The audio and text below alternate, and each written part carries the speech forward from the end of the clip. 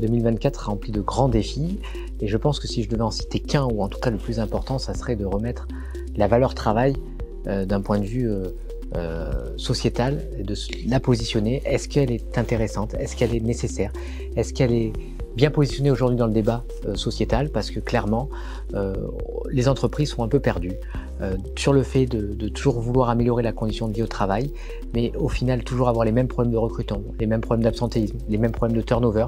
Malgré tous les avantages sociaux qui sont en train d'arriver, qui ont été mis en place, on ne règle pas ce problème de fond de savoir quelle est la place du travail dans notre société. Je pense qu'il faut qu'on change clairement de paradigme, c'est de savoir qu'aujourd'hui, est-ce qu'il est nécessaire de travailler pour un Français? Est-ce que c'est bien de travailler pour un Français? Est-ce que c'est mal de travailler pour un Français? Aujourd'hui, ces questions sont légitimes puisqu'il y a un flou clairement dans les besoins, dans les demandes, dans l'éducation. Il fut un temps où on devait travailler pour s'épanouir professionnellement, pour faire grandir sa famille, pour se nourrir, pour pouvoir profiter de loisirs.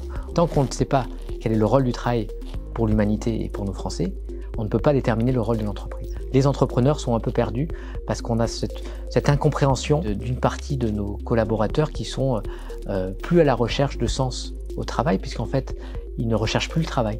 Donc c'est pas le sens au travail, c'est ils ne recherchent plus le travail, ils recherchent du confort, ils recherchent du bien-être, ils recherchent du développement personnel. C'est très bien, mais du coup, il faut financer quand même ces recherches-là.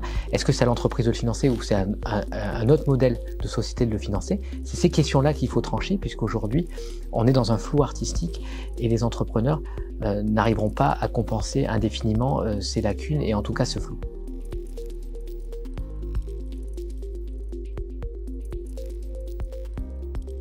Nous avons nos projets sur nos projets RSE, donc que ce soit le passeport transition 06 que nous voulons continuer à accompagner et à faire grandir pour former les dirigeants à la transition énergétique. Nous avons le fonds d'investissement Boost Côte d'Azur que nous allons accompagner et lancer en 2024 pour vraiment financer les PME à faire de la croissance externe.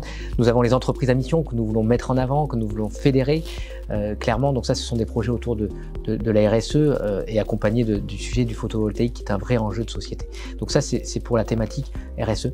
Et après, nous avons nos gros projets, nos grands projets événementiels et nos grands projets de positionnement dans le débat public sur la jeunesse, sur l'aménagement du territoire, qui est une clé de succès et d'attractivité pour notre territoire.